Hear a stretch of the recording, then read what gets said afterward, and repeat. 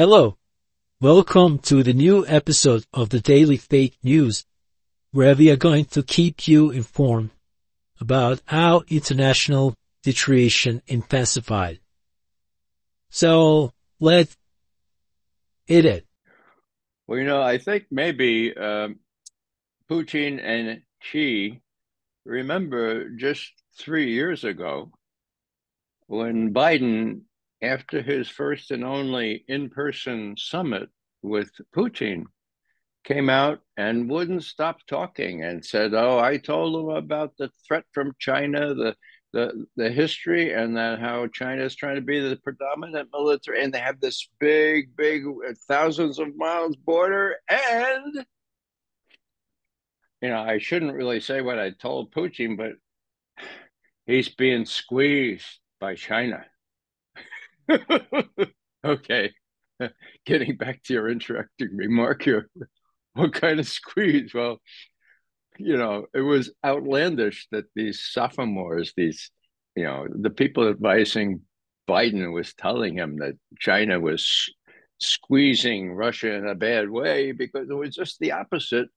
And their conduct, their behavior, Sullivan, Blinken, Nolan, and the rest of them, were exacerbating the problem for the United States because Russia and China were going closer and closer and closer together in an unprecedented way. It's very rare that you can use the word unprecedented, but I've been around a long time. I've been watching, and this betrays my age, I guess, I've been watching Sino-Soviet or Chinese-Russian relations for 60 years, okay? My first portfolio was the conflict between China and Russia, where they were shooting each other across the border, where China was claiming possession of 1.5 square kilometers in Siberia, seized by Russia under unequal treaties. And they had a point. Those were treaties in the 17th century. They were at loggerheads, and of course they had a big battle for leadership of what was then the international communist movement, which meant something in those days. So I've been watching it since then, and when I saw that Biden had been advised to tell Putin, of all places, we know you're being squeezed, I wrote a lot about that. But now we have the ironic thing where Western commentators are saying, my God, the Chinese are not given to squeezing, not given to embraces, or still less hugs.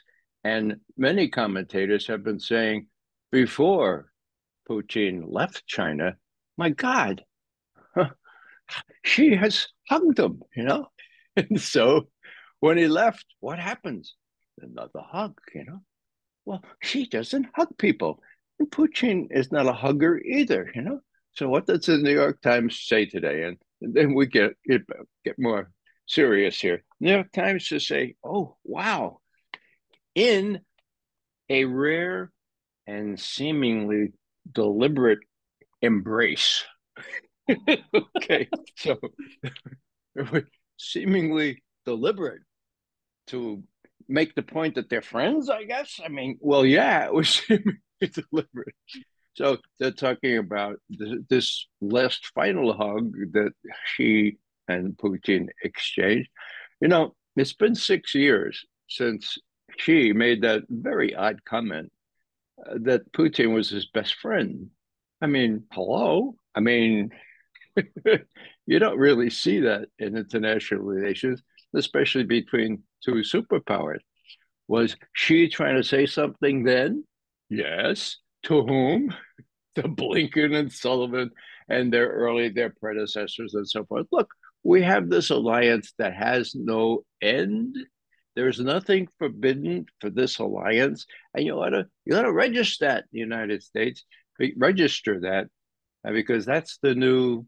Well, that's the tectonic shift. And if I seem over enthusiastic about this, it's because I've been watching this since 1963, when, for example, trade volume was $220 million between these two giants, both communists, but still 220 million. And what is it?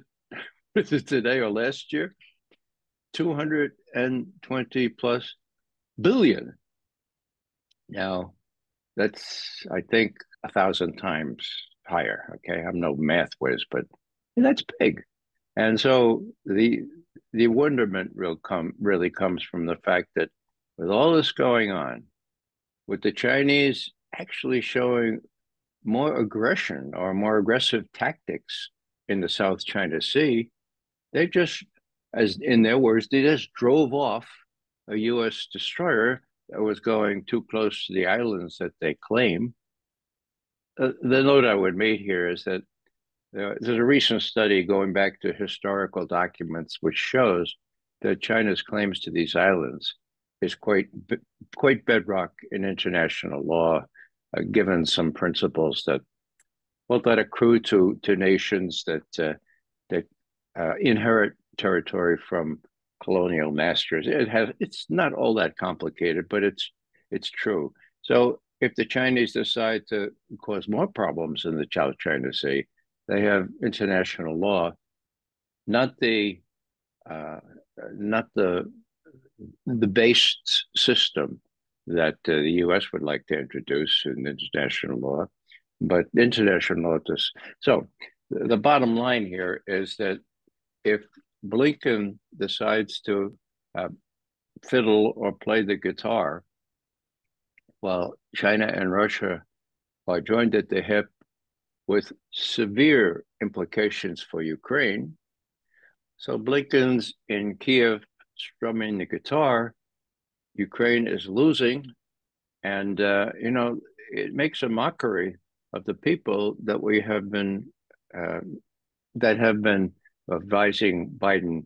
He might be a real swell fella, but he has terrible taste, terrible discernment in picking his advisors, and that goes right down the line. I mean, Nuland was a disgrace, Blinken, Sullivan, even General Austin. My God, what a cipher he is! What qualified him? Well, apparently, he used to go to mass with Biden's son when Biden's son was in Iraq. Well, right, that's very nice, very, very nice, but doesn't qualify somebody to be Secretary of Defense. Still less does it qualify somebody to betray the fact that this whole war in Ukraine has to do with weakening Russia, inflicting a strategic defeat on Russia, rather than helping the Ukrainians who have lost, and I'll finish with this, 500,000, the flower of Ukrainian youth, to the machine that Russia is just now putting into full play against Kharkov and against other places in Ukraine. So we're going to stop there. And I mean, you doubtless have lots of questions, but coming at this Sino-Soviet and Russia-China tectonic shift, and that's the way you don't get to live very, very, very much longer to see a tectonic shift. Well, I have, and we thought, just to finish up here, we thought back in the 60s and 70s that the Chinese and the Russians would hate each other forever. They would continue to forfeit the benefits of a mutually good relationship. But then the U.S. was able to exploit that. And when younger leadership came into China, Zhou Enlai, and in Russia, the people who succeeded Khrushchev, it was a done deal that they realized, whoops, we're being had here, we're being played. Let's see if we can work out a more decent relationship with China. And that has blossomed into not a squeeze, but a fraternal.